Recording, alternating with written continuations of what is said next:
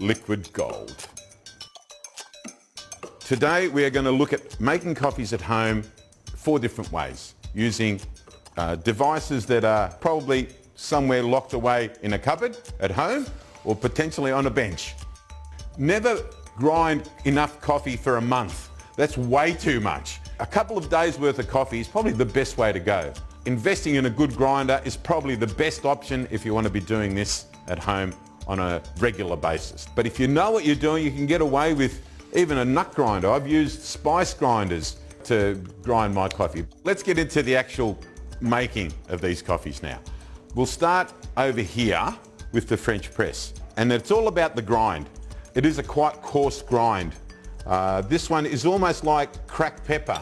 The trick to this one is to preheat the glass, and that's just using just normal kettle water. The reason for doing this is you don't want to have a coffee that's under temperature.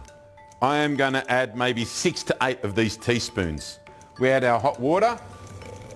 The other component here is to actually mix it through, just to actually start to get the oils extracting from the grains. Put the lid on, and it'll take maybe anywhere from 3 to 5 minutes to actually brew. What we need to do now is make sure we don't get any of that coffee grain in our liquid. So we gently pass the strainer through, and it is gentle. As you can see, we've even formed a slight crema on the surface. Crema is what most people consider the true essence of the coffee. In my estimation, coffees that have no crema have a tendency to be very bitter. People will taste the bitterness before they taste anything else. The crema sweetens it off. With our pour over method, there are many different styles of pour over. The Haro filter, which is this variety, okay, is just something very simple, quite easy and quite cheap. We also have Vietnamese style fin coffee, which is very similar. With the fin, it's a slow drip method. With the pour over, in terms of the Haro filter, there is a style involved, and that's where this gooseneck comes into play. And it's all about the actual rate at which you pour the water. So first things first, you need filter paper. The trick to this one is to wet it slightly just before you start. So initially we just dampen the paper, because that'll help for that flow through the coffee into the paper and then into your glass. Once you've got it there, that's when then you will add your coffee. The pour over method is like a medium coarse grind. And again, that one is like raw sugar. You put a little bit of raw sugar between your fingers. The best method is to create a slight depression into the top, where you then start to pour your water. Okay, so we'll start right in the center, and we gently just wet the surface and let that infuse into the coffee. As you can see, it's already starting to pass through, and we want to make sure that we've covered all the coffee, all the actual surface of the coffee, and wet it through. So this is a step-by-step process. It takes time, but the result, the end result, is quite worth it, because what you achieve is a very pure coffee. There we have liquid gold. And now we're going to get into the moka pot. The size here is almost like a medium-sized fine grain. There is this little vent. We fill it to the vent, the top of the vent. This little filter basket is placed inside, and then again we add our coffee. In this instance, we actually create a little mound above the brim. So we just keep adding the coffee until we get that little mound. Try not to press the coffee down. Try to let gravity do everything. And then you just twist it. Make sure it's locked on. With the heat, be careful. Try to just go to the perimeter of the actual pot that you're using. Don't go beyond it. As you can see, we've done that in the past, and it's just scored the outside.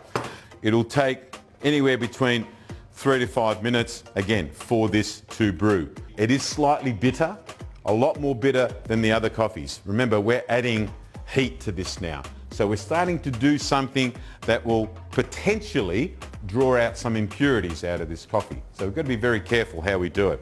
Pushing it down too hard adding too much coffee in there is straining the coffee to try to get through. So be very wary. Too much coffee will create a lot more bitter coffee.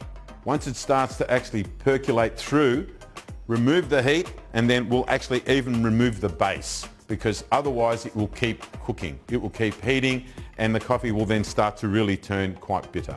If it starts to make that gurgling sound like it's drowning, you need to stop. Yeah, I think we're done. Okay, I better turn this off. We need to take the base off as quickly as possible. So with 2 towels, just twist it off, take the lid off, because what we want is for this to just now be hot coffee rather than still cooking. I'll put that aside now because I need my little hot plate to make my favourite, the ibrik. This one is very personal to me.